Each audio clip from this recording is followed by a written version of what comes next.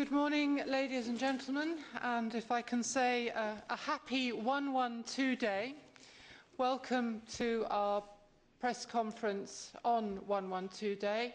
I'm Diana Wallis, one of the Vice Presidents of Parliament, and I have with me Isabelle Durant, another of the Vice Presidents of Parliament, Bernadette Vergnaud, Saryusz-Wolski, and Olivier Morandini from the INA, the campaigning organisation behind 112. So the purpose of this morning is obviously to raise awareness again about 112, this important number that sadly not enough of our European citizens know about, a number that has the ability to save lives and to offer protection to our citizens. I've been involved in this campaign now over a number of years.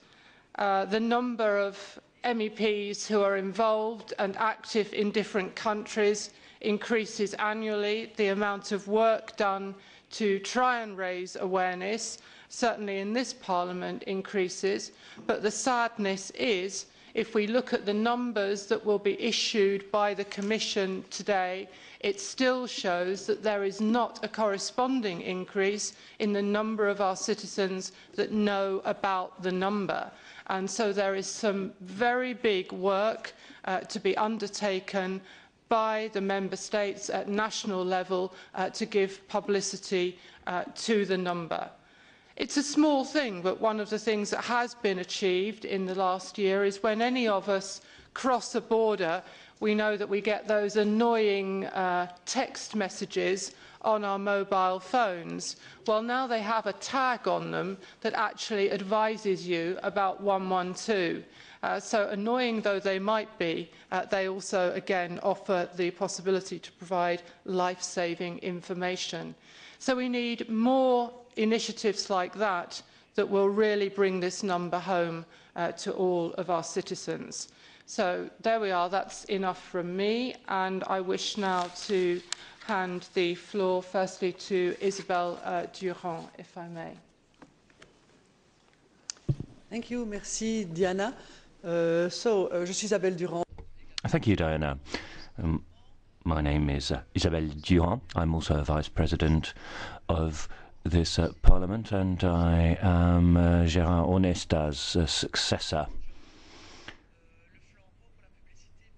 And I shall be taking on the baton, trying to get some publicity for this number. People say that the European institutions are distant from the citizens.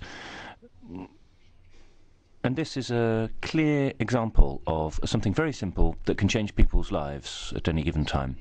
So I think promoting the number, which is our aim here today, is something that Member States can help with too. I think Member States can play a very important role here. They can help find ways of giving publicity to this number. Speaking as a Belgian, I myself will be putting in an amendment to the contract for state television in Belgium, stating that there should be a regular commercial on state television, not a commercial in the strict sense, because it would be an information clip on 112. So that's something that can bring it closer to citizens. You mentioned what you can do with mobile phones, and there are new things on the way. Isabelle, and now Bernadette Vergnaud from France. Merci.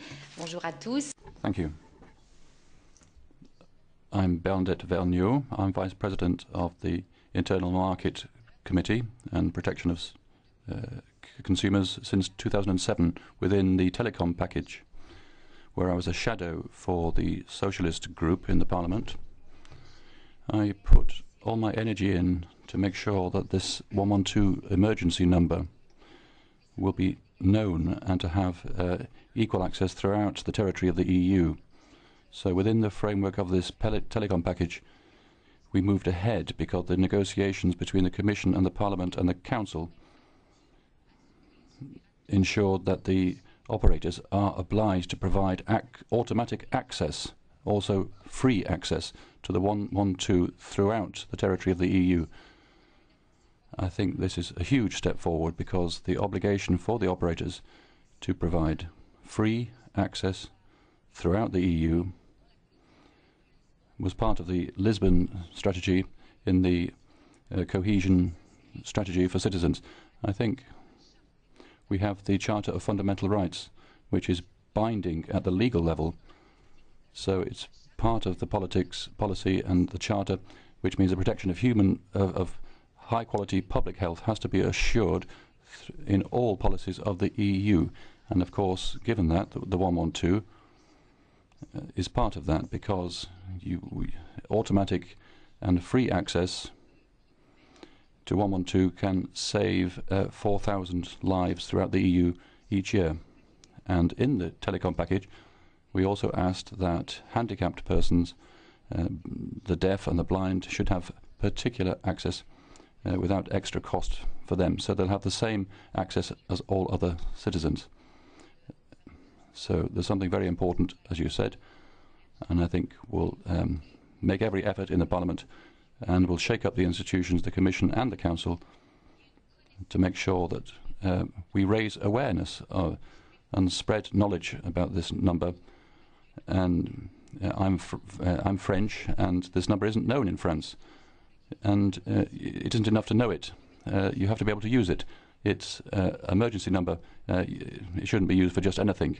So that's the work we'll have to do in the months and years ahead, so that all European citizens will have free access to this service. Merci beaucoup. And now to Mr. Saryusz-Wolski.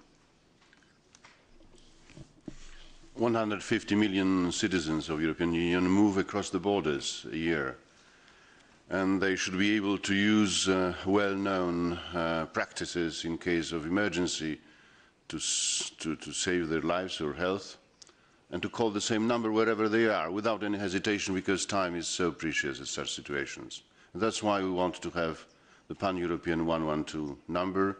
That's why the European Parliament took the initiative, invited the Commission and the Council, and there is a tripartite agreement that on the European institutions level will promote this knowledge and this practice.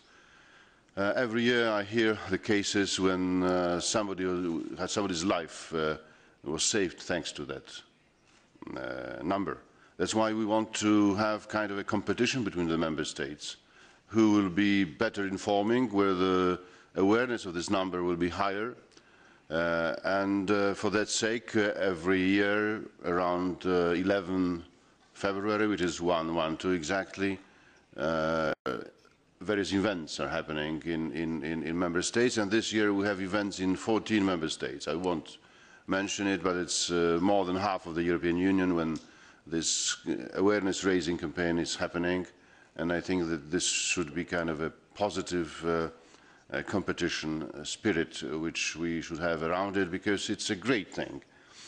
You said that it is a small thing. I think it's great. Saving lives in pan-European space, it's a great thing. Thank you very much indeed. I'm sure none of us will ever forget the young boy from your country who saved his mother's life. This was a wonderful story and a very good example of what the number can do.